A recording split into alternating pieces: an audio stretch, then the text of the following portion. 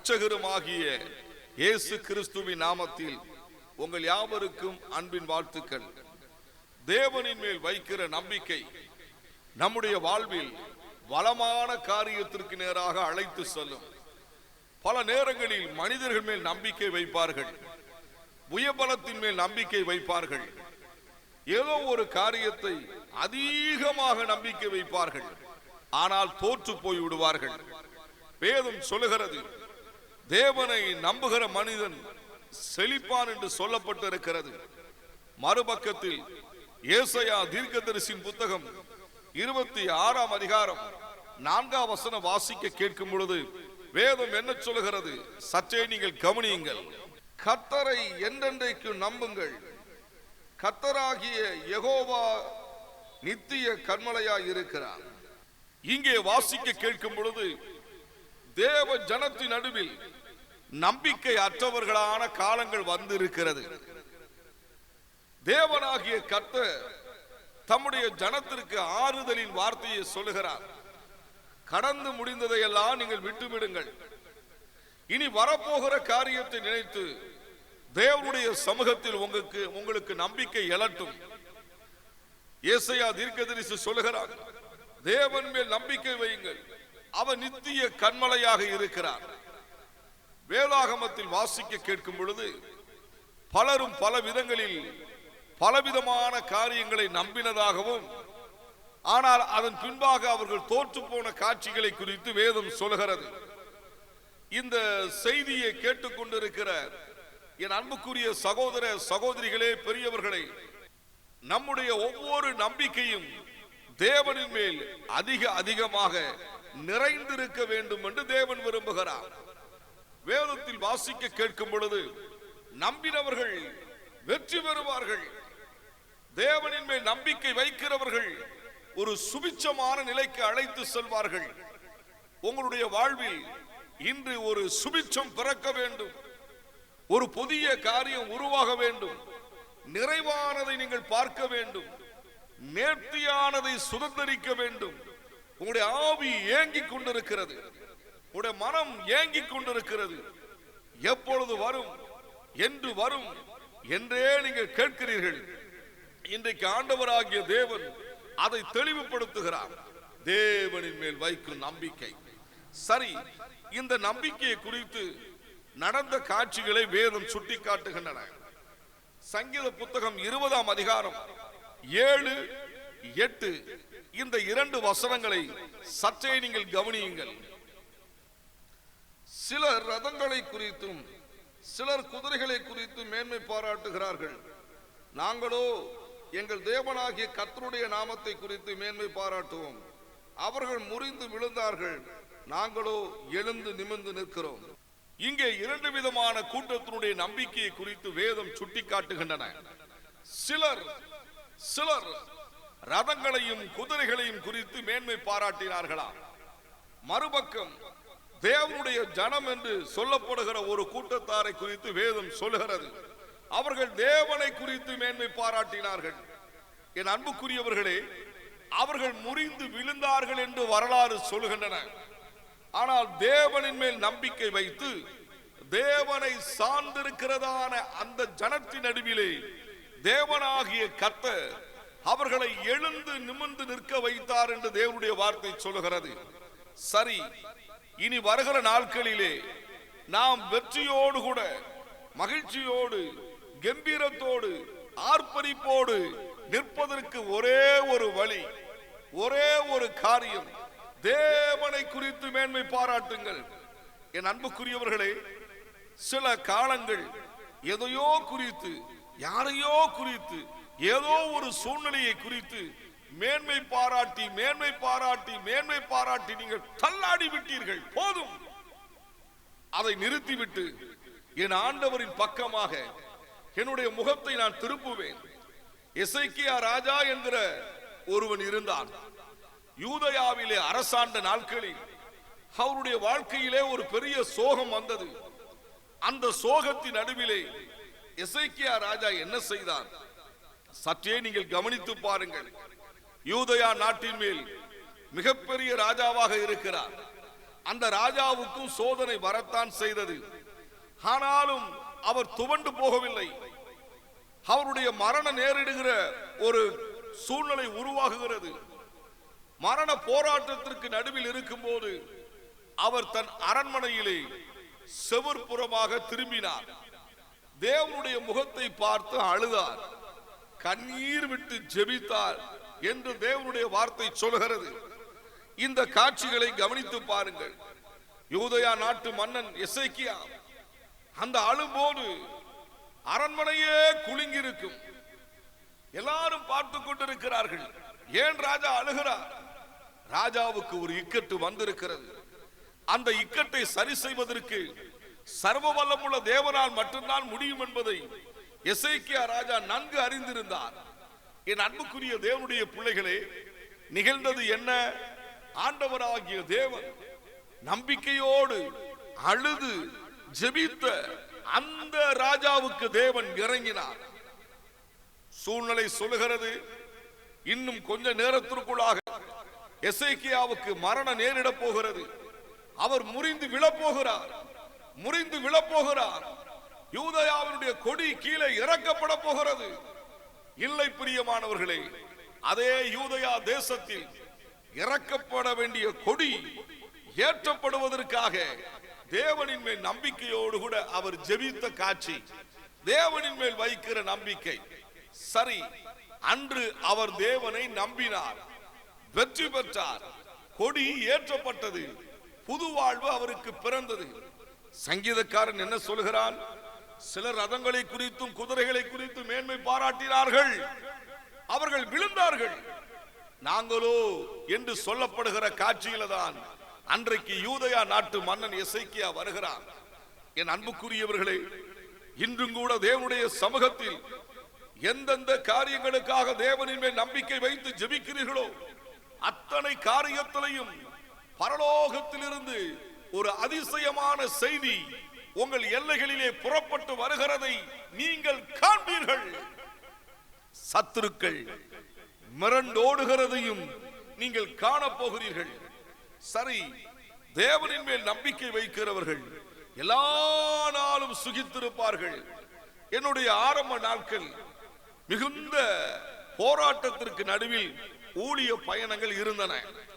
அன்றைய நாட்களில் மிகுந்த கடினமான பாதைதான், நெருக்கமான நேரம்தான், துக்கமான வேதனையான பள்ளத்தாக்குகள் இருக்கத்தான் செய்தது. ஆனாலும் இஸ்ரவேலின் தேவனாகிய கர்த்தரின் மேல் நம்பிக்கை வைத்தபடியினால் அந்த தேவன் மனதிறங்கினார், மனதிறங்கினார், துயரத்திற்கு தப்புவித்தார். இம்மட்டுமாக கிருபையாக நிலைநிறுத்தி வருகிறார். இந்த செய்தியை கேட்டுக்கொண்டிருக்கிற என் அன்புக்குரிய வாலிப சகோதர சகோதரிகளே, பெரியவர்களே, ஏதோ ஒரு காரியத்தில் முடிந்து விட்டதை போல், முறிந்து விழுந்ததை போல் உங்களுக்கு காரியங்கள் உருவாகி கொண்டிருக்கிறதா? பிரதர், எல்லாமே எதிராக இருக்கு. பிரதர், எல்லாமே எதிராக இருக்கு. இன்றைக்கு ஆண்டவர் சொல்கிறார், நித்திய கண்மலையான் கிறிஸ்து இயேசுவை நோக்கி பார்ப்பீர்கள் என்று சொன்னார், நீங்கள் பிழைப்பீர்கள், எல்லா சூழ்நிலைகளுக்கும் தப்புவிக்கப்படுவீர்கள். அதுதான் உண்மை. அவர்கள் விழுந்தார்கள், நாங்களோ எழுந்து நிமிர்ந்து நிற்கிறோம் என்று தேவனுடைய வார்த்தை சொல்லுகிறது. சரி, அவர் உங்களை விசாரிக்கிறார் பிரதர். அவர் உங்களுக்காக யாவையும் செய்து முடிக்கிற கர்த்தர் என்பதை மறந்து விடாதீர்கள். இன்றைக்கு மரண ஓலங்கள், துயரமான ஒரு பள்ளத்தாக்கி நீங்கள் துடித்துக் கொண்டிருக்கிறீர்கள். எல்லாம் முடிந்துட்டு பிரதர், சோர்ந்து போகாதீர்கள். உங்களுக்கு ஒரு புது வாழ்வு அளிக்கிற நம்முடைய அருமை இரட்சகர் இயேசு நம் அருகிலே தோன்றியிருக்கிறார். இன்றைக்கு ஒரு புதிய நம்பிக்கை உங்கள் எல்லைகளிலே தோன்ற போகிறது.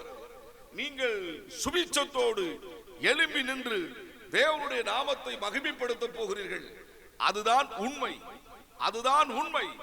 சரி, கர்த்தரின் மேல் வைக்கிற நம்பிக்கை நம்மை நெருக்கத்திற்கு நடுவில் வெற்றி பெற வைக்கிறது, வெற்றி பெற வைக்கிறது. பல நேரங்களில் நெருக்கங்கள் வரும்போது தேவ ஜனங்கள் துவண்டு விடுவார்கள்.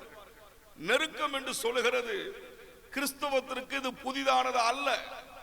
ஆரம்ப நாட்களில் இப்படிப்பட்ட பாதையின் வழியாகவே நம்முடைய முன்னோர்கள் கடந்து சென்றிருக்கிறார்கள்.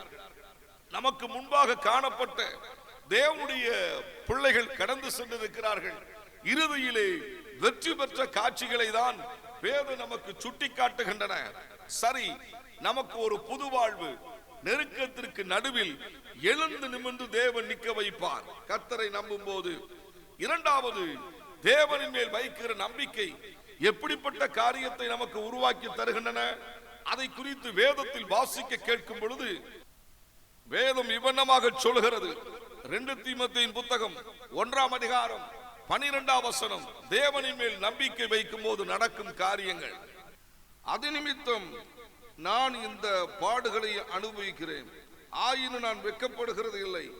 ஏனென்றால் நான் விசுவாசித்திருக்கிறவர் இன்னார் என்று அறிவேன். நான் அவரிடத்தில் ஒப்பு கொடுத்ததை அவர் அந்நாள் வரைக்கும் காத்துக்கொள்ள வல்லவராய் இருக்கிறார் என்று நிச்சயித்தும் இருக்கிறேன்.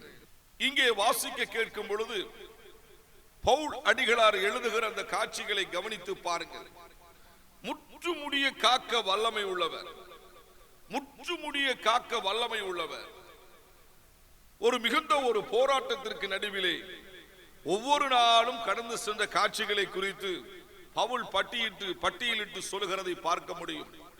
மரணத்தை பற்றி சொல்லுவார், உபத்திரவத்தை பற்றி சொல்லுவார், போராட்டத்தை பற்றி சொல்லுவார், துயரத்தை பற்றி சொல்லுவார்.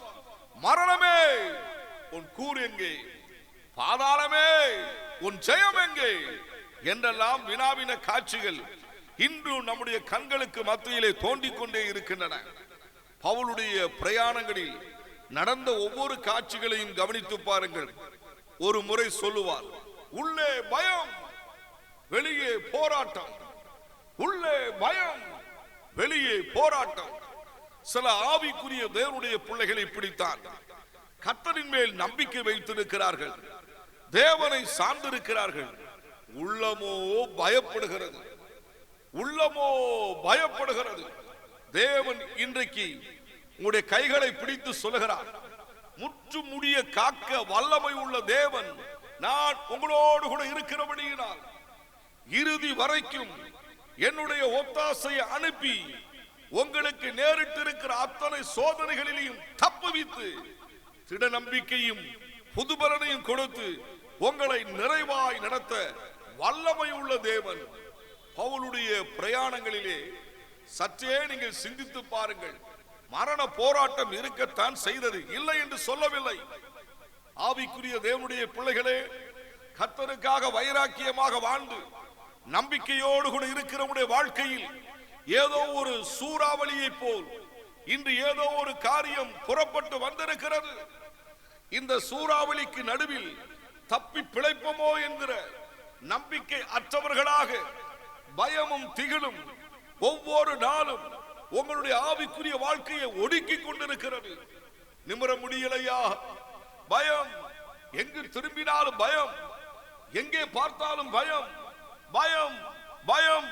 இந்த பயத்திற்கு நீங்கள் தப்புவிக்கப்படுவீர்கள். வேதம் அப்படித்தான் சொல்லுகிறது. பவுல் அங்கே எழுதும் போது என்ன சொல்லுகிறார்? முற்று முடிய காக்க வல்லமை உள்ளவர். என கண்பான தேவனுடைய பிள்ளைகளே, இந்த உலகத்தினுடைய சீற்றங்கள், இந்த உலகத்தினால் ஏற்படுகிற இயற்கையினால் வருகிற பேரழிவுகள் பல நேரங்களிலே உலக மக்களை வாரிக்கொண்டு போகிறது. ஒரு நாள் யூரோக்ளிதோன் என்கிறதான கடுங்காற்றானது பவுலுடைய பிரயாணங்களிலே மிகப்பெரிய சோகத்தை ஏற்படுத்தினதாக அப்போஸ்தலர் நடபடிகளின் புத்தகம் 27ஆம் அதிகாரத்தில் வாசிக்கிறோம். சரி, அவருடைய பயணத்தில் மிரட்டுகிற ஒரு காரியம் மிகுந்த ஒரு துயரத்தை ஏற்படுத்துகிறது. ஆனாலும் பவுலுடைய பிரயாணங்களிலே பரலோகம் கவனித்துக் கொண்டே இருந்தது.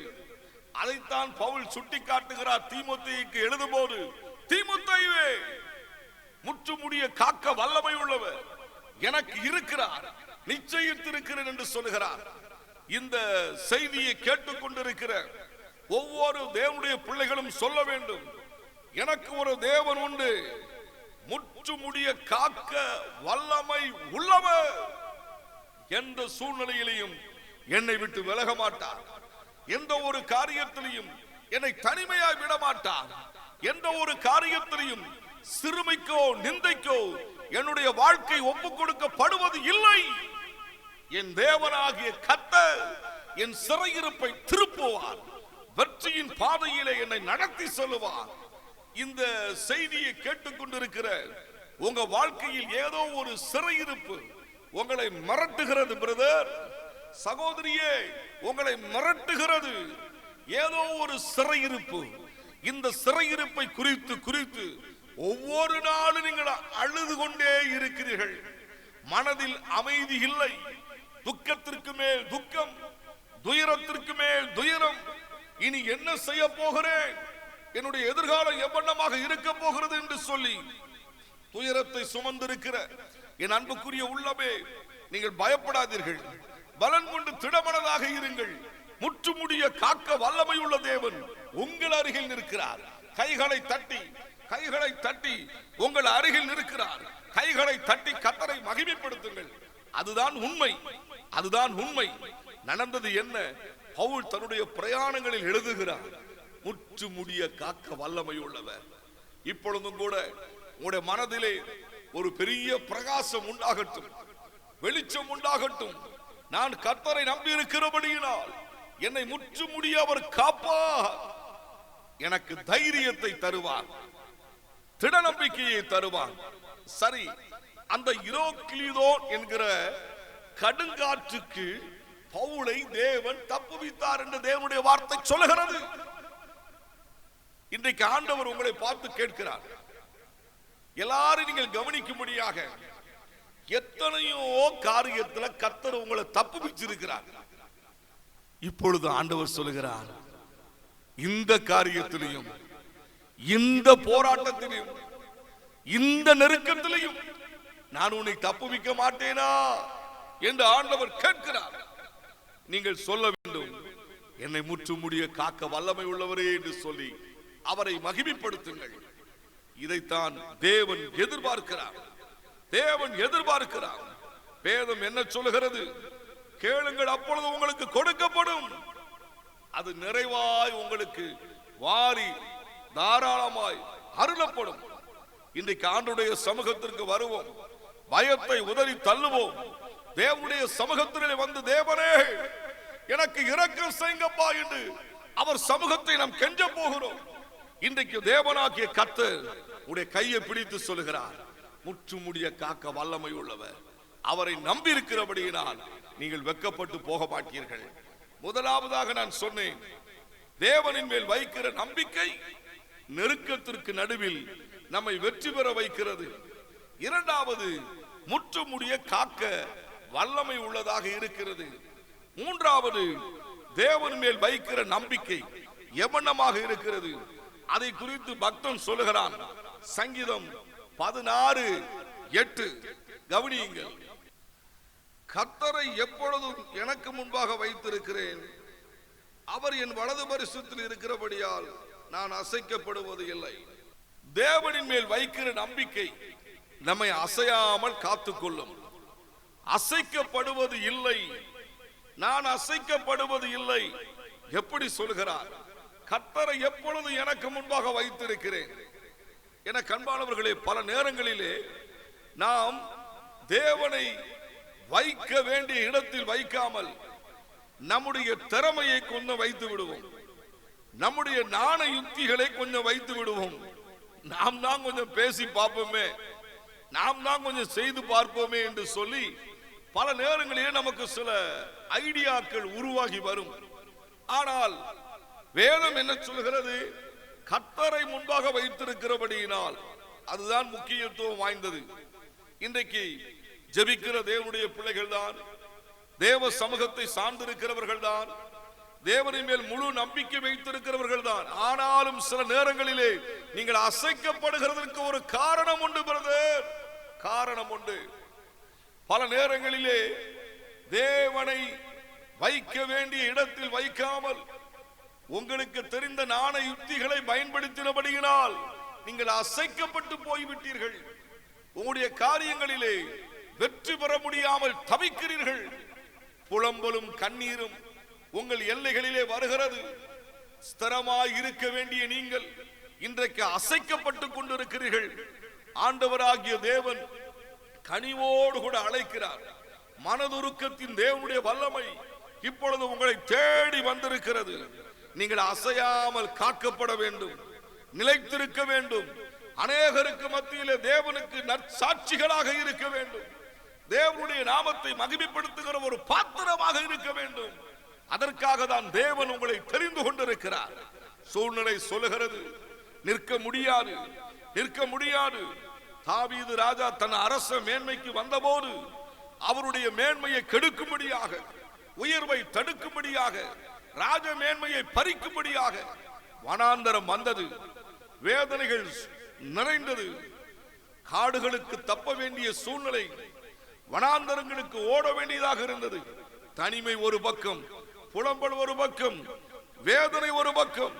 ஏன் ஆண்டவரே, ஏன் ஆண்டவரே, நீரல்லவா என்னை அபிஷேகித்தீர், நீரல்லவா என்னை முன்குறித்தீர்.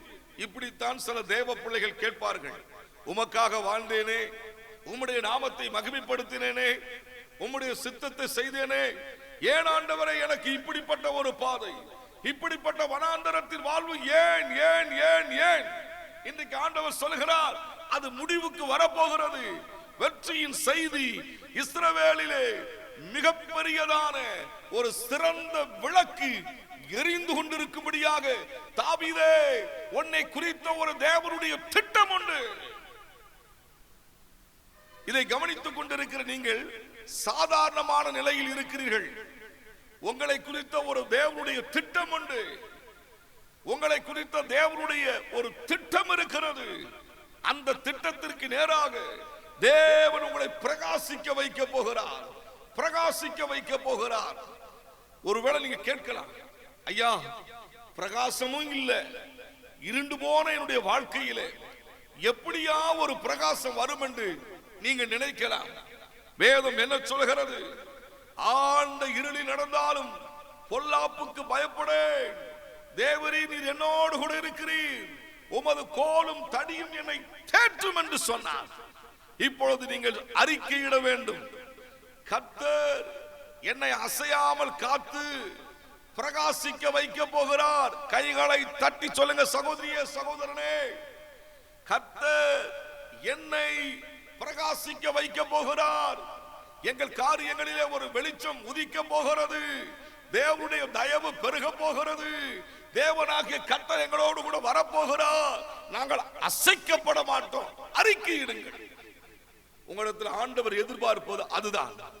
கர்த்தர் மேல நம்பிக்கை வச்சிருக்கீங்க, அதை கொஞ்சம் அறிக்கையிடுங்க, அறிக்கையிடுங்க. சங்கீதக்காரன் சொல்லுகிறான், கர்த்தர் எனக்கு முன்பாக இருப்பதனால நான் அசைக்கப்படுவதில்லை. அறிக்கையிடுகிறான். இன்றைக்கு ஒவ்வொரு தேவனுடைய பிள்ளைகளும் இதை கவனிக்கிற அந்த நேரத்தில் நீங்க அறிக்கையிடணும். தேவன் தேவன் என் கூட இருக்கிறார், நான் அசைக்கப்படுவது இல்லை என்று எத்தனை பேர் அறிக்கையிடுகிறீர்களோ, அறிக்கையிடுகிற அத்தனை பேருடைய வாழ்விலையும் தேவனுடைய ஒத்தாசை அதிக அதிகமாக பெருகும். சரி, தாவீதை அசைக்கும்படியாக அநேக சம்பவங்கள் உருவானது. ஆனால் தாவீதோ இஸ்ரவேலிலே நிலைத்திருந்தார், வெற்றி பெற்றார், ஜெயத்தோடு கூட காணப்பட்டார். அவருடைய பிரயாணங்களிலே சோதனைகளுக்கு நடுவிலும் தேவனுடைய கரம் தாவீதுக்கு ஆதரவாக இருந்தது. இந்த செய்தியை கேட்கிற என கண்பானவர்களே, நீங்க ஏதோ ஒரு காரியத்துல ஆதரவு அற்றதை போல, அனாதையை போல, தனிமையிலே வேதனையோடு நீங்கள் அழுது கொண்டிருக்கிறீர்கள். ஆண்டவராகிய தேவன் இப்பொழுது உங்கள் அருகில் தோன்றி சொல்லுகிறார், நிச்சயமாகவே முடிவு உண்டு. உன் நம்பிக்கை வீண் போகாது. தேவனின் மேல் நம்பிக்கை வைத்து அறிக்கையிட்டு கர்த்தரை மகிமைப்படுத்துகிற கூட்டமே, நீங்கள் பிரகாசிக்கப்பட போகிறீர்கள். மகிழ்ச்சியின் செய்தி உங்கள் நிமித்தமாக அநேகருக்கு கேட்கப்படும்படியாக தேவன் கிரியை செய்ய போகிறார். அதுதான் உண்மை. உங்களை முடக்கும்படியாக ஏதோ ஒரு காரியம் புறப்பட்டு வந்திருக்கிறதா, அதை மறந்து விடுங்கள், அறிக்கையிடுங்கள். அசையாமல் காக்கிற தேவன் எனக்கு இருக்கிறார் என்று சொல்லுங்கள்.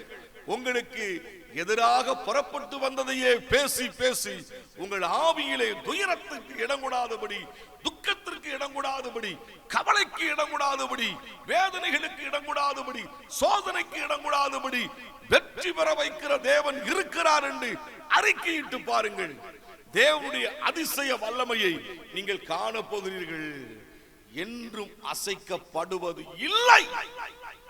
ஹலோ பிரதர், கர்த்தரின் மேல் நம்பிக்கை வைக்கும் போது நெருக்கத்திற்கு நடுவிலே தேவன் நம்மை வெற்றி பெற வைக்கிறார். கர்த்தரின் மேல் நம்பிக்கை வைக்கும் போது தேவன் பூரணமாய் நம்மை பாதுகாக்கிறார். கர்த்தரின் மேல் நம்பிக்கை வைக்கும் போது நம்மை அசையாமல் நிலைத்திருக்க வைக்கிறார். இந்த செய்தியை கேட்ட ஒவ்வொருடைய வாழ்விலும் கர்த்தரின் மேல நம்பிக்கை வைக்க ரெடி ஆயிக்கொள்ளுங்க. இப்பொழுது கர்த்தருடைய வல்லமை உங்களை நிரப்ப போகிறது. கர்த்தருடைய வல்லமை உங்க மேல் இறங்கி வரப்போகிறது. இப்பொழுது நான் உங்களுக்காக நான் ஜெபிக்க போகிறேன். ஜெபம் செய்வோம். பரலோக பிதாவே, நாங்கள் உம்மை ஸ்தோத்திரிக்கிறோம். ஆண்டவரே, உம்முடைய குமாரனாகிய இயேசு கிறிஸ்துவின் நாமத்தினால நாங்கள் ஜெபிக்கிறோம். என்னோடு கூட நம்பிக்கையோடு கூட ஜெபிக்கிற ஒவ்வொரு குடும்பத்தினையும் கர்த்தர் நினைத்திருங்கப்பா. உடைய வியாபாரங்கள், தனிப்பட்ட வாழ்க்கையிலே எந்தெந்த காரியங்களை விசுவாசித்து நம்பிக்கையோடு அறிக்கையிடுகிறார்களோ அதில் நம்முடைய அதிசய வல்லமை வெளிப்படட்டும் ஐயா. துவண்டிருக்கிற உள்ளங்களிலே மகிழ்ச்சி பொங்கட்டும் ஐயா. வேதனையோடு கூட இருக்கிற, இருள் நிறைந்திருக்கிற உடைய வாழ்க்கையில ஒரு சமாதானம் பெருகட்டும் ஐயா. கர்த்தருடைய வல்லமை இறங்குவதாக. இப்பொழுது உடைய கண்ணீர்கள் துடைக்கப்படுவதாக. இயேசு ராஜா, இரக்கம் செய்யுங்கப்பா. உடைய மனதுருக்கம், உங்க மனதுருக்கம் இவர்கள் நிரப்பட்டும் அப்பா, நிரப்பட்டும் ஐயா. துயரத்தின் வாழ்வு முடிவுக்கு வரட்டும். இவர்கள் அசையாமல் காக்கப்படட்டும். அற்புதமான சாட்சிகளாய் மாறட்டும் ஐயா. நெருக்கம் ஒரு பக்கம், சோதனை ஒரு பக்கம், என்ன செய்ய என்று தெரியாமல் நஷ்டத்திற்கும் கஷ்டத்திற்கும் நடுவிலே துவண்டிருக்கிற அந்த உள்ளங்களை தூக்கி நிறுத்துங்கப்பா, தூக்கி நிறுத்துங்கப்பா. தேவனே, ஒரு புது வாழ்வு தந்து இவர்களை ஆசீர்வதிக்க வேண்டும் என நாங்கள் ஜெபிக்கிறோம். வல்லமை உள்ள தேவனுடைய கைகளில் ஒப்பு கொடுக்கிறோம். கர்த்தர் பெரிய காரியங்களை செய்யுங்க. உங்க மேல நம்பிக்கை வைத்திருக்கிறவருடைய வாழ்க்கையில ஒரு நிறைவானதை கர்த்தர் கொடுக்க போகிறதற்காக நன்றி. உங்க கிருபை உள்ள கரங்களில் ஒப்பு கொடுக்கிறோம். இவர்களை ஆசீர்வதிங்க, இவர்களை ஆசீர்வதிங்க. ஏசப்பா, இன்னும் உங்களை நம்ப இவர்களுக்கு கற்றுக் கொடுங்க, உதவி செய்யுங்க. இயேசுவின் நாமத்தில் ஜெபிக்கிறோம் நல்ல பிதாவே. ஆமென், ஆமென். என கண்பானவர்களே, கர்த்தரின் மேல நம்பிக்கை வைப்போம். எங்கள் முகவரி பிரதர் கே செல்வம், இயேசுவின் வெற்றி ஊழியம், 1E கீழ் 280, போல்பேட்டை மேற்கின் தொடர்ச்சி, மீளவிட்டான் ரோடு, தூத்துக்குடி. அவர் contact brother K Selvam, victory of Jesus ministry, 1E பார் 280, போல்பேட்டை வெஸ்ட், மீளவிட்டான் ரோடு, தூத்துக்குடி.